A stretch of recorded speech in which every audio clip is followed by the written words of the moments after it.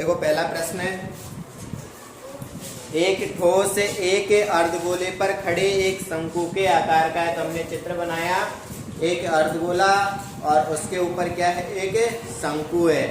ऐसा एक ठोस है जिसकी त्रिज्या कितनी है, 1 सेंटीमीटर है। त्रिज्या दे रखी है 1 सेंटीमीटर। शंकु की ऊंचाई उसकी त्रिज्या के बराबर है। शंकु की ऊंचाई उसकी त्रिज्या के बराबर है। तो त्रिज्या कितनी है, 1, तो उसकी ऊंचाई भी कितनी होगी, 1 सेंटीमीटर होगी। ये यहाँ से लेके यहाँ तक।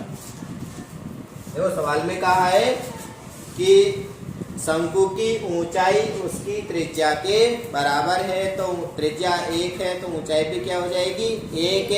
इस ठोस का आयतन पाई के पदों में ज्ञात कीजिए।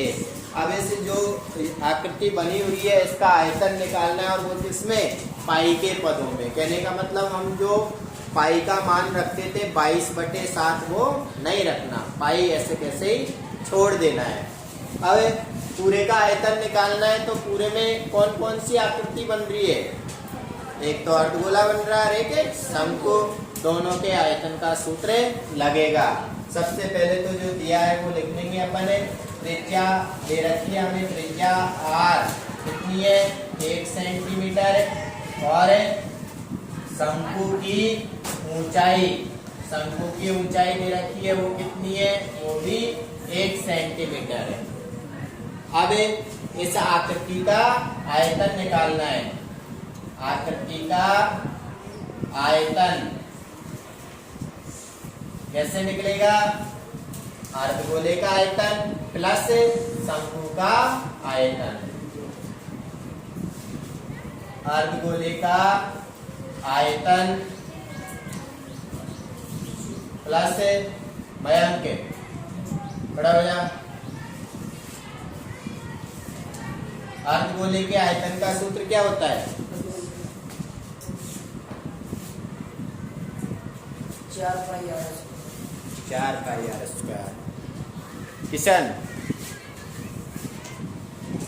2/3πr क्यों, और शंकु के आयतन का 1/3πr²। बैठ जा।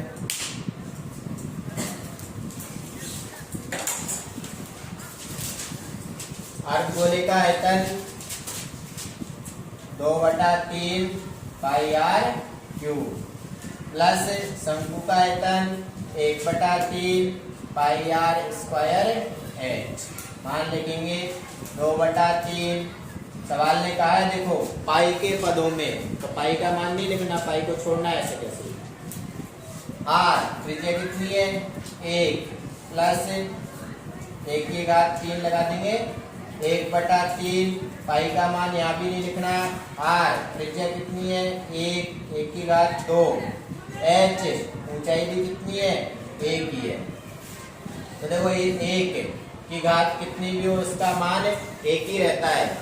और 1 को किसी भी संख्या से गुणा करते ये आ जाएगा 2π/3 प्लस यहाँ 1 का वर्ग 1 को 1 से गुणा किया, 1 को किसी भी संख्या से गुणा किया, ये पाई, कितने पाई, 1π/3। और 1 लिखने की जरूरत नहीं है, सीधा ही π/3। फिर इनका लघुत्तम लेते हैं, तो सेम संख्या बटे में होती है तो वो लघुत्तम आ गया 3। ऊपर वाले ऐसे कैसे जुड़ जाते हैं, 2π प्लस 1π, 2π में 1π जोड़ेंगे तो 3π, 2 और 1 3π/3। 3 से 3 कट जाएगा तो कितना आया, पाई सेंटीमीटर स्क्वायर इस ठोस का आयतन होगा।